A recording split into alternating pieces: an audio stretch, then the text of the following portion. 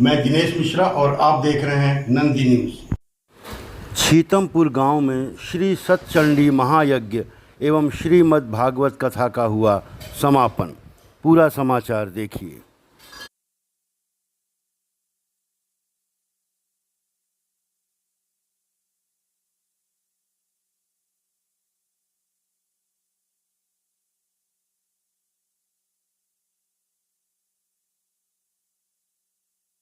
होगा हमारे यहाँ आजमगढ़ के गए थे कथावाचक, इतना तेज बाजा बजाते थे काना उठा हो। गोविंद शास्त्री ये आजमगढ़ के थे, बाल गोविंद शास्त्री, उनका बाजा बहुत तेज बजावे, आधा पब्लिक जाने बंद कर दी। महाराज भाई कथा के ऊपर कथा रोकथाम को सुनाई गया। यादव हैं, पीर भक्ताबाई हैं, भाई ब्राह्मण गुजरी हैं, उन्हें सब अधिकार बा। पहले ये था कि ब्राह्मण ही कथा कहते थे, फिर धीरे धीरे जो है सभी लोग कहने लगे। इनका जो मूल मंतव्य था प्रश्न पूछने का यही था। भाई देखा विद्वान जी बा जी, हाँ, जिसको ज्ञान हो गया वो कथा कहता है। 4 वेद 6 7 18 पुराण निषद वेद वेदांत व्याकरण का संपूर्ण पारंगत ज्ञानी बा। कथों से कोनो प्रश्न आपको बता, क्योंकि उसने वो पढ़ाई किया है, वो विद्या का अध्ययन किया, कुछ भी नहीं किए हैं जी। तब का बोला बैठ जब सही बात। भाई राम की कथा तुलसीदास जी लिखी है, राम कथा सुंदर करतारी संशय ढोल हरमुन तबला छोड़ा भगवान साधु महात्मा जंगल में दोनों हाथ बजाए कीर्तन करेंगे। सही अब तक करता से पहले तबला हारमोनिया नरंगी सरंगी तिरंगी ले जाओ तब कथा हो। जी जी, पूरी संगीत मंडली लेके चलते हैं लोग साथ में। अब कथा देखा भाई जो विद्वान लोग कैसे करते हैं।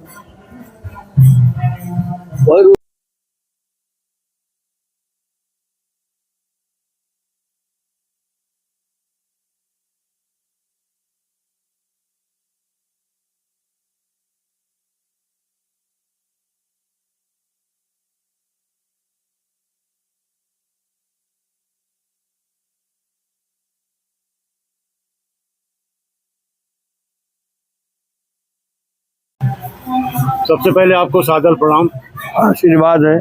पहले आप अपना परिचय दीजिए, आप किस चैनल से हैं? हम नंदी न्यूज़ से हैं, मेरा नाम दिनेश मिश्रा है। ठीक। यहाँ पे नेपाली मंदिर में पिछले 7 दिन से कार्यक्रम चल रहा है, आप इसके बारे में क्या कहना चाहेंगे? अपना परिचय देते हुए बताएं। देखिए, आदिशक्ति महामाया मंदिर है, इसके बारे में क्या बता सकता हूँ। मैं अपना पूर्ण परिचय दे रहा हूँ। मेरा नाम है श्री मोहनगिरी नागा बाबा जी, श्री करसूलनाथ धाम, करसूलनाथ महादेव के मैं पीठासीन मोहनगिरी नागा बाबा। मैं जिला जौनपुर से, स्वामी राजेश्वरानंद जी से हमारा बहुत पुराना एक संबंध है। यहाँ भी यज्ञ अनुष्ठान करवाते मैं आता रहता हूँ। ये मेरा पूर्ण परिचय है। मैं श्री पंचदशनाम जूना अखाड़ा 13 मड़ी से हूँ। मैं नागा सन्यासी हूँ। कहा जाता है कि आप इनके गुरु जी भी हैं। गुरु और शिष्य का बहुत अटूट बंधन होता है जी।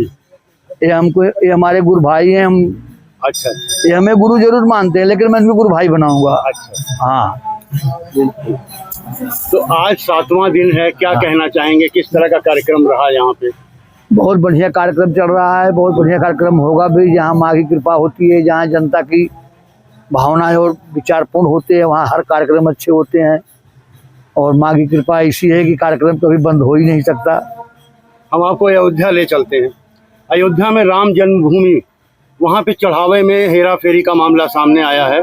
अदालत अब तक मामला पहुँच गया है, बहुत से लोग बर्खास्त भी हुए हैं। हिंदू धर्म की आस्था का सवाल है, चोरी कहाँ तक जायज़ है? क्या कहना चाहेंगे? मैं जितना कहूँ उतना घोर निंदा है। ऐसे लोगों को, अब ऐसी कमेटी, ऐसी समाज को कि जहाँ पर मेरे भगवान तक की चोरी कर लिए जा रहे हैं, मैं इसके बारे में बहुत ज़्यादा नहीं बताना चाहता हूँ। क्योंकि यह जो अदालत पहुंच चुका हो, उसका अदालत फैसला पूर्ण करेगा, स्वतः करेगा। उसमें हम क्या कर सकते हैं, आप भी क्या कर सकते हैं। ये तो वही बात हुई कि जिसको चौकीदार बनाया वही चोर निकला। ये तो सदा यही हुआ है, यही हो रहा है। बहुत बहुत धन्यवाद। महाराज श्री धाम अयोध्या, बाबा तेजूदास तपोस्थली धाम अयोध्या। महाराज जी, यहाँ पर चल रहा है चंडी महायज्ञ, 9 दिवसीय कार्यक्रम के कौन कौन सी कथाएं हुई, सारी बातों पर बताइए। देखिए, श्री सतचंडी महायज्ञ और श्रीमद् भागवत कथा का ये महाअनुष्ठान था, जिसमें 7 दिवसीय श्रीमद् भागवत कथा हुई और श्री सतचंडी महायज्ञ हुआ। किस किस गांव के श्रोतागण यहाँ पे पधारे? देखिए, गांव की संख्या या गांव का नाम वो नहीं किया जा सकता, इसलिए कि समस्त पूरे क्षेत्र के लोग कथा में और यज्ञ में भाग लिए। लगभग 64 क्या सैकड़ों गांव के लोग भाग लिए। महाराज जी, इस बृहद धार्मिक अनुष्ठान में मुख्य रूप से किनका सराहनीय योगदान है? देखिए, योगदान में तो बहुत लोग हैं, अनगिनत लोग हैं। नाम किन किन लोगों का लिया जाए, लेकिन आगे शीर्ष में कुछ विशेष 2, 4, 6 लोग हैं, और सहयोग तो सभी लोगों का है। इस कथा में अभी तक कितने श्रद्धालु लगभग आ चुके हैं? कथा में तो कई हजार की संख्या में श्रद्धालु आ चुके हैं। हजारों की भीड़ प्रतिदिन होती थी, प्रतिदिन हजारों लोग आते थे कथा श्रवण करने के लिए। मुझे कथा के बाद क्या भंडारा वगैरह भी है? 22 को कलश यात्रा थी, 23 तारीख से कथा प्रारंभ हुई और यज्ञ प्रारंभ हुआ, 29 को पूर्णाहुति हुई और आज 30 जून को भंडारा। क्या संदेश देना चाहेंगे आम जनता को? जनता के लिए यही संदेश है कि लोग धर्म कार्य में अग्रणी भूमिका निभाएं और अपने जीवन को कृतार्थ करें। आयोजक के लिए धन्यवाद में आप क्या कहना चाहेंगे? धन्यवाद में जो लोग सहयोग कर रहे हैं, बढ़िया इसी तरह अच्छे से धर्म कार्य में सहयोग करते रहें, सदैव बढ़ चढ़ के, और अपने जीवन को धन्य करें। बहुत बहुत धन्यवाद। जानना चाहेंगे?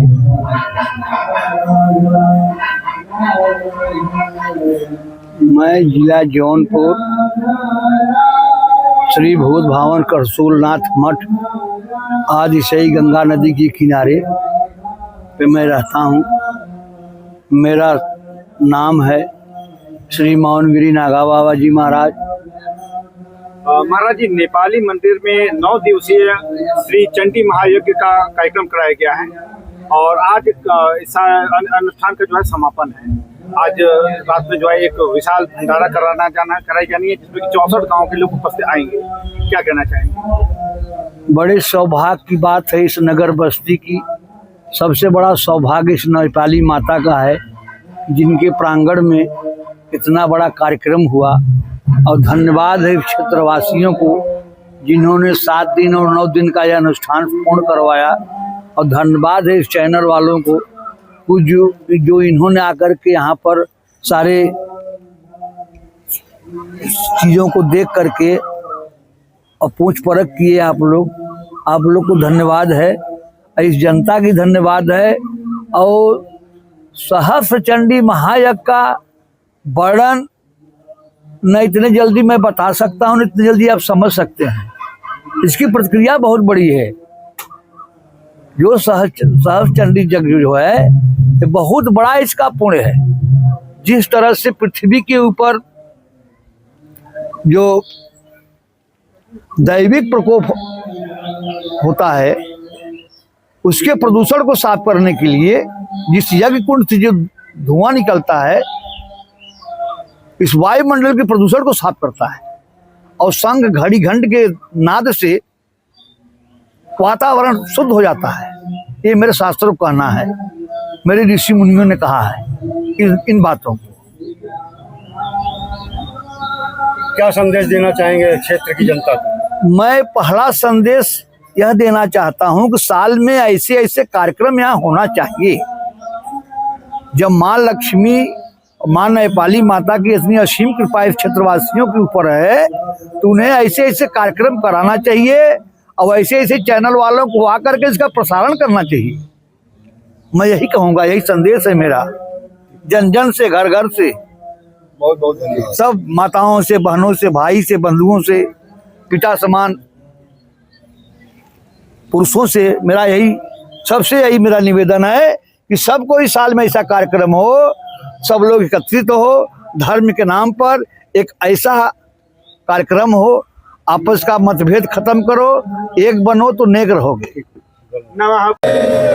एक बार फिर से नेपाली माता की जय, नगरवासी की जय, नगर खेड़े की जय, राम देवी की जय, राम देवता की जय, जनता जनार्दन की जय, संत भगवान की जय, पत्रकार भगवान की जय।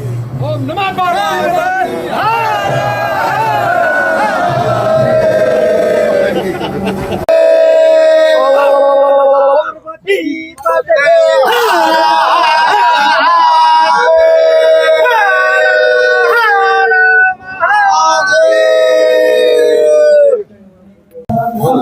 शीतमपुर गांव में पिछले 7 दिन से देवी माता के मंदिर में, नेपाली माता मंदिर में, पोखरा के किनारे कार्यक्रम चल रहा है, भक्ति का, संगीत का। हमारे साथ हैं यहाँ के गुरु जी। आप अपना परिचय देते हुए बताएं कि पूरा कार्यक्रम क्या रहा 7 दिन का। राजेंद्रानंद जी महाराज, श्री धाम अयोध्या। 7 दिन 9 दिवसीय कार्यक्रम था, श्री सतचंडी महायज्ञ और श्रीमद् भागवत कथा, जो कि कल पूर्णाहुति और आज भंडारे का आयोजन चालू हुआ। किस तरह का कार्यक्रम था? कितने नगरवासी, कितने ग्रामवासी यहाँ पे सम्मिलित हुए हैं? इस कार्यक्रम में 64 गांव का निमंत्रण था और पूरे समस्त ग्रामवासी, क्षेत्रवासी सहयोग में, सेवा में लगे हुए हैं। सभी के सहयोग से कार्यक्रम संपन्न हो रहा है। किस तरह का कार्यक्रम हुआ, पूरा थोड़ा सा संक्षेप में बताएं। कार्यक्रम बहुत सुंदर हुआ। सर्वप्रथम कार्यक्रम की शुरुआत 22 जून को कलश यात्रा से हुई, जो कि कलश यात्रा यहाँ माता नेपाली भगवती धाम से कलश यात्रा निकाली गई और गौरी शंकर धाम ढकवा तक गई।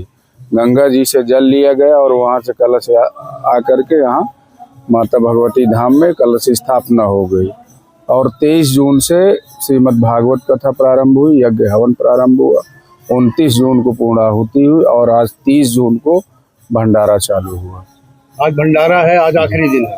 हाँ, थोड़ा आपको अयोध्या के बारे में हम बात करेंगे। राम मंदिर में चढ़ावा चोरी का मामला सामने आया है, क्या कहना चाहेंगे? अब उसमें हम क्या कहना चाहेंगे, जैसा कि अभी हमारे स्वामी जी ने आपको अवगत कराया, तो जिन शब्दों से, जिन विचारों से उन्होंने अवगत कराया वो बिल्कुल सत्य है। अब वही विचार, वही भावना हमारी भी आप समझ लीजिए। हम सभी लोग धर्म के नाम पे मंदिरों में जाते हैं, चढ़ावा चढ़ाते हैं। कई लोगों ने क्लेम किया है कि उनका दिया हुआ चांदी का, सोने का, हीरे का सब गायब हो गया है, क्या कहना चाहेंगे? देखिए, ये तो लोगों के अपने अपने विचार हैं। ऐसा कोई निंदनीय कार्य करता है तो वो तो गलत है। बिल्कुल जनता में ये खबर जाती है, जनता में आक्रोश होता है कि ऐसा देवी देवताओं को भी लोग नहीं छोड़ रहे हैं। बिल्कुल समाचार पत्रों के माध्यम से पता चला है कि चढ़ावा चढ़ाने में काफी कमी आ गई है। अब कमी चढ़ावा चढ़ाने में आई है, बिल्कुल ये सत्य है।